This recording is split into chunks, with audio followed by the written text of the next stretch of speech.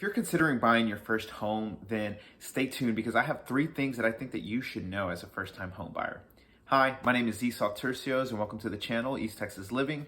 I'm a realtor in the Tyler, Texas area, and my hope with this video is that you will be feeling more confident in the home buying process. As a first-time home buyer, the process can seem very daunting, so why not know the best information out there so that you can feel more confident at the closing table? So let's get started. Number 1, you have options. Most people are going to be looking at getting a loan, so why not know what kind of loans are out there? The first loan that you're going to probably see is going to be a conventional loan. These loans are going to typically come from banks, and they're going to be requiring a few stricter things than some of the other loans that we're going to be talking about. With a conventional loan, you're going to be required to give a 20% down payment, and your DTI or debt to income ratio is going to have to fall below, I believe, 30%, depending on the bank. And so this DTI or debt to income is really just a percentage that shows how much of your income goes to your debt. So the lower the DTI, the better. The next loan is the FHA loan or the Federal Housing Administration loan. This is a government-backed loan that helps those with lower credit scores and lower down payments. And some of the requirements are a 580 credit score or higher. This qualifies you for a low down payment of 3.5%.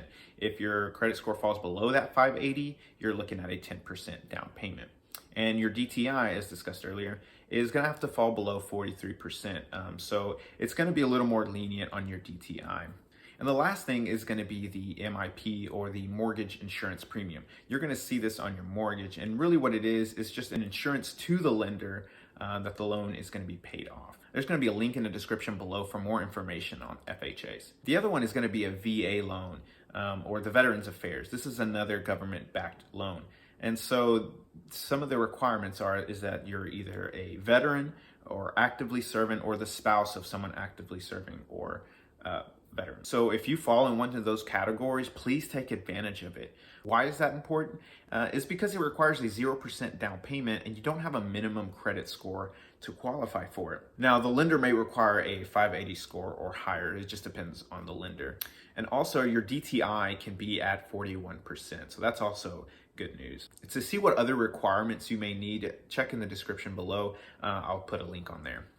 Lastly, it's going to be the USDA loan or the United States Department of Agriculture loan. This is also a government-backed loan, and it is for those home buyers that are looking to buy rural land. That's hard. The benefits to this is that there's also a 0% down payment, and there's not a minimum credit score requirement other than what the lender requires.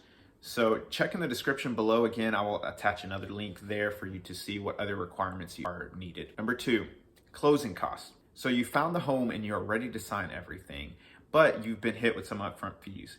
These upfront fees are better known as closing costs. These are going to be fees that are going to be like taxes, appraisal fees, mortgage origination fees, and you will be able to find what some of these fees are in paragraph 12 of the Texas Real Estate Commission's 1-to-4 family contract. And you will see there what kind of expenses you'll have to pay up front.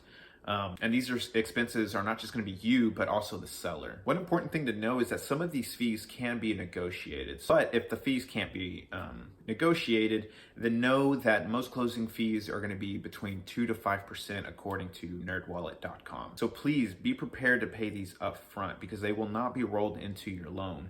And one last thing is that you will probably receive a form called the HUD-1 form or the Housing of Urban Development.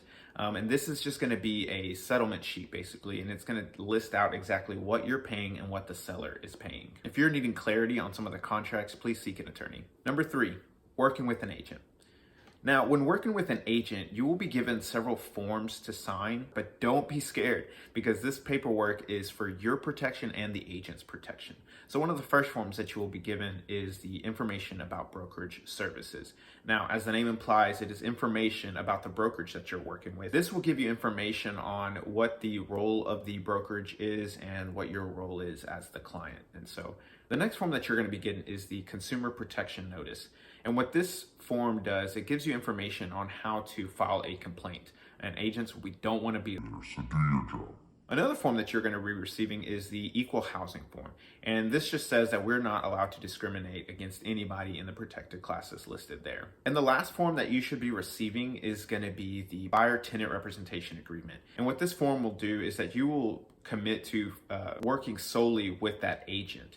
And it'll list out what the duties of the agent is and how they're going to represent you, and then what your duties are to that agent. But don't worry, this is just to make sure that us as agents will get paid for the work that we're going to be doing, because we're going to make sure that we are showing you the houses that you are looking for, making sure that it meets the criteria, and making sure that we represent you to the best of our abilities and to your interest first. Well, that's really all I have for today. I hope this information was useful, and please comment below what was beneficial for you as a future first-time home buyer. And if you're looking to buy a home in the East Texas area, please let me know. Email me. I'll leave the email in the description. I would love to help.